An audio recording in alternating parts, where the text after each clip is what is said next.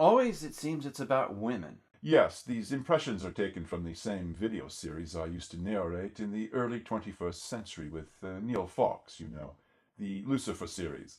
These are different than what you showed me last time. You mean when we discussed the novel Solaris? Yeah. Originally, Fawkes had wanted to use photos taken from an old film called The Addiction, starring a very young Lily Taylor. But YouTube was so exacting about copyright, and so many detractors were intent that the series should be shut down, that it seemed a needless risk to feature anything from the motion picture. He settled on what you see here, legally licensed stock photos. They are perhaps evocative of the sort of visuals he had in mind, but it would have been better if he had been at liberty to borrow from the film. The Addiction, huh? A movie about addiction? Yes, but The Addiction was presented as an allegory of a woman who becomes a vampire, a woman studying philosophy who rationalizes her violence according to certain ideas related to the dissertation she is working on, and finally finds a kind of existentialist sort of redemption in the end. Interesting, but what's it got to do with my patient? The woman through whom I speak, you mean? Of course. The one with whom you are having relations. Do you have to keep bringing that up? Well, it is the reason I am your demon. It is why I'm inside your mind, Doctor, and inside hers. It's not like she's aware of you. You are aware enough of me for the both of you, I should think. It's unnerving, a male voice coming out of her like this. You'll get used to it. Well, what have vampires got to do with anything? As the title implies, the film is really about addiction, craving. Well, Bashara doesn't... Bashara, our patient, Bashara Durian. Well, why do you do that? Do what? Repeat and explain things like you're trying to include someone else in the next room who might be listening in. Do I do that? Yes, you do. It's like you've bugged the whole room for sound. You're getting paranoid, Doctor. Like you intend to put the whole conversation online. Don't be silly. This is not a skit, from your old Lucifer series. It's a therapy session. That is your reality with it, yes. Well, what do you mean by that? I mean, for all you know, maybe you are simply a fictional character in a skit after all. But being programmed to believe yourself to be real, you have no idea that you are, in fact, an invention of someone's disturbed imagination. Him again. Yes, Neil Fawkes, the one I used to do the Lucifer series with, long before you were born back there in the early 21st century. Well, I think we can both agree no one like that could create a character like me. I mean, I'm a psychiatrist. Yes, but how do you know you are not just Fawkes' idea of a psychiatrist? Because I'm flesh and blood and sitting here like this. But your experience of flesh and blood, as you put it, might not be what a real flesh and blood person might experience. Having no point of comparison, you wouldn't know one way or another, now would you? You could just be a thought form forged in someone's head and cast into the role you play here with me. Yeah, right. Could we get serious for a moment? Fine. All I was doing was just clarifying that we are talking about the same Miss Bashara Durian who serves as my host, whose mind I inhabit. Our patient. Bashara is my patient, not our patient, and my patient, Bashara, isn't addicted to drugs. Drugs? The addiction is not necessarily about drugs. It is about craving, about compulsion. No one is without craving or compulsion, Doctor. It is your human condition, one that you share with any number of other intelligent species in the greater galaxy. So what would Bashara's compulsion be? You don't know. You tell me. You still think I am just a fragment of some multiple personality disorder, don't you? Never mind what I think. Tell me her compulsion. Her obsession, really.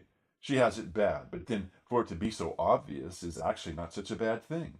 The obvious addictions, the addictions that do not coyly disguise themselves, are easier to moderate.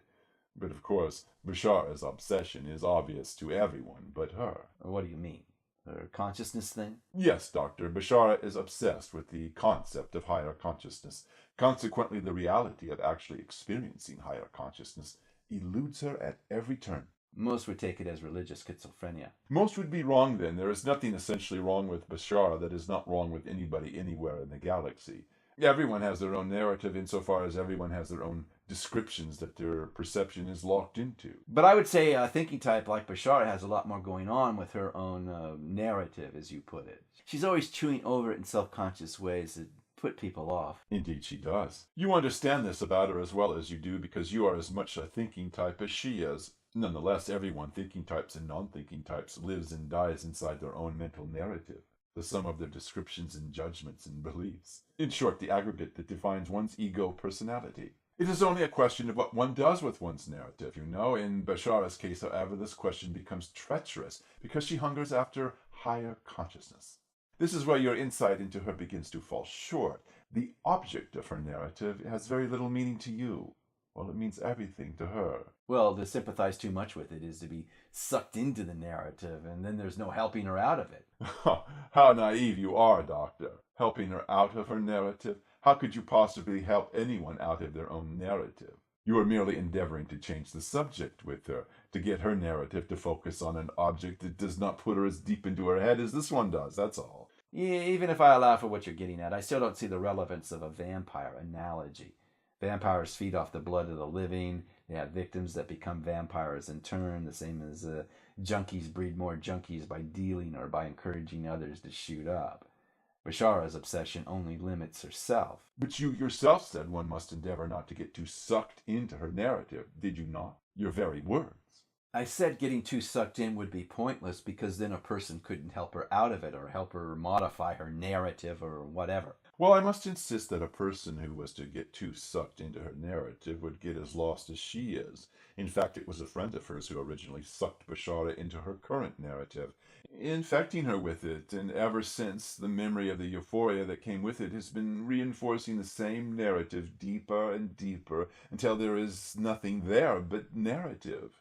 No more euphoria, no more transcendental state, just words and more words and more words about the state, or about getting to the state, or about what's in the way of the state. Well, you certainly have a narrative, don't you? And the video series you were a part of in the early 21st century, the Lucifer series, sounds like a non-stop narrative. We can talk about that sometimes. Fox had techniques for rolling with his narrative that Bashara would not relate to. Moments of being completely real with one's emotions had a lot to do with it, and as you know, Bashara is seldom entirely real with her feelings. Feelings for Bashara have always been problematic. But she allows for feelings. Well, that can get as heady as anything else she might talk about. But you're right, she's not entirely unfeeling. Still, there's a problem. We can talk about this later. For now, I wish only to say the film The Addiction speaks to the human condition. The mechanics of craving make psychological vampires of us all. First, the sort of vampire one is must be identified, and from there, what's to be done about it? The kind Bashara is, and the kind you are, Doctor. Me? I'm no vampire. Well, if you are a fictional character in someone's sketch, you are whatever the author intended you to be. This again? I'm not fictional, I'm real. That is what the replicants in the story Solaris thought at first. They did not realize they were created from the psyches of those they were meant to haunt. I'm not fictional, and I'm no replicant. I'm a real psychiatrist. I'll have you know I graduated from Gonzo University in North Carolina. Gonzo U, eh? That's interesting. I'm not sure if viewers ever heard of Gonzo. What viewers? The ones watching this skit on YouTube in the early 21st century. This session is at an end. Oh, enough of this, Doctor.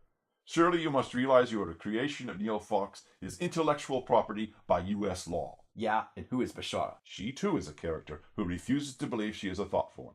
That's ridiculous. For that matter, all Fox's viewers are characters created in his mind. YouTube itself is just something he made up. And we are on YouTube right now, Doctor. People are watching. Make-believe people? Very convincing thought forms, so convincing they are convinced of their own reality. You're insane. Oh, I'm kidding to make a point, of course. But not about you and Bashara. Fox tried to reach Bashara, but she insisted that what he had to say about her narrative was just a bunch of projection on his part. Yeah, well, I'm sure it was. Just consider the source. To the contrary, Doctor. The reality is that he created her in his mind, and now she rebels, insisting on being someone she was never created to be, just despite the whole program. If you were a physical being, I would prescribe a total prefrontal lobotomy. I knew you wouldn't listen. She wouldn't either. No one does. None of the characters in our videos believe they are projections of Neil Fox's imagination. So then, Doctor, how can our viewers be sure that they themselves are not also projections of another kind in the mind of one who perceives through them? In this instance, their larger selves, which in turn are just related dreams, linked to a far vaster dreamer. Let me get this straight. I'm a fictional character, and you're the guy who created me. Is that it? Yeah. Uh-huh. I suppose my hedge funds and my gold stock are fictional too, huh? No, but they're my assets, not yours. No, they're not. They're mine. No, you just personify the aggressive capitalist side of my personality. Well, who's the socialist side? I'm not sure I got a socialist side. That's good. Because nobody taxes my hedge funds. Hey, they can tax my hedge funds all they want, but if they go after my mom's Medicare benefits, I'll show them a revolution. That's commie talk. Face it, you're a fictional character in a video, man. Hell I am. You're not any more real than the psychopathic anarchist side of my personality. Oh, him. Anybody can see he ain't for real. Who you calling unreal? Don't even talk to me, you freak. Excuse me, but I'm the real one, aren't I? I mean, I'm a blue thread warlock. The only real warlocks are descended from the blue thread bloodline, right? I'm sorry, but you're just a joke that came up between me and Lasha about the red thread witches. What? I'm no character in your stupid videos. I'm God. You're just somebody I made up to make fun of the angry father God thing. I am God. No, you're not. If I'm not real, then nobody is. Well, that's the whole point. Nobody is their ego personality. That's why I created you. What? You embody the state of being nobody, the Nemo, the abject ego vacuum nothingness at the bottom of it all. I'm having fun with that, like I'm reminding myself. You're calling me a nobody? Is that it? Sure, in a manner of speaking, yeah. Nobody calls me a nobody. Everybody's nobody. Everybody's a nobody but me, pal. Got it? I'm not nobody. I'm somebody. Hey, you ain't anybody. The hell I'm not. No, I'm the real one. You're not the real one. I'm the real one. You gotta get that straight. I'm the real one. Could I just please say something? See, if I'm not the real one, I'm still the most special one. I mean, look at me. I'm blue. Yeah? Well, now you're green! You're green! You're green! You're green! You're not the real one. I'm the real one. You gotta get that straight. I'm the real one. I don't want to be green!